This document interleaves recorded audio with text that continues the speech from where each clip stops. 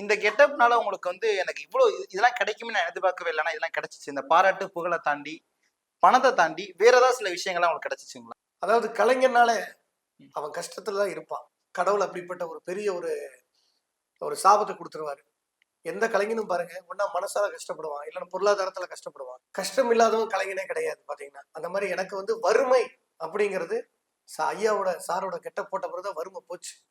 எண்ணி, எண்ணி, எண்ணி, எண்ணி செலவு பண்ணிட்டு இருந்த நானு, எண்ணாம செலவு பண்ணது ரஜினிகாந்த் ஐயாவோட கெட்டப் போட்ட பிறகுதான். ம்.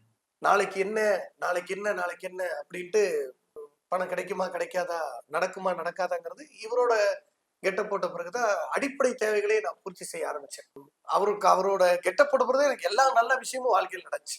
ஆமா. அவரு இப்ப இந்த விஷயங்கள் வர்றதுக்கு முன்னாடி நீங்க எந்த அளவுக்கு இருந்தீங்க ஃபினான்ஷியலா, பொருளாதாரத்துல? ரொம்ப பின்தங்கி தான் இருந்தேன். ம். ரொம்ப பின்தங்கி தான் இருந்தேன். எது எது எது என்னோட பசங்க எது என்கிட்ட என்ன கேட்டாலும், அத பண்ணி குடுக்கறது ஒரு காலதாமதம் அதிகமா ஏற்பட்டுச்சு. "அப்பா நான் அப்புறமேல் பண்றேன்ப்பா, நான் அப்புறமேல் பண்றேன்ப்பா, அப்புறமேல் பண்றேன்ப்பா" அப்படின்னு கொஞ்சம் தாமதமா தான் எல்லாம் பண்ணி குடுத்துட்டு இருந்தேன். இவரோட கெட்டப் போட்ட பிறகு, "உனக்கு என்ன வேணும்? எப்ப வேணும்? இப்ப வேணுமா? இப்ப செய்றேன். ம். அப்பா வேணுமா? இந்தா புடி, புடி, புடி, புடி போய் வாங்கு, வாங்கு, வாங்கு, வாங்குன்னு" அவர் ஸ்டைல்லயே டக்கு, டக்கு, டக்குன்னு முடிச்சு குடுத்துட்டு போயிட்டே இருந்தேன் பாத்தீங்கன்னா.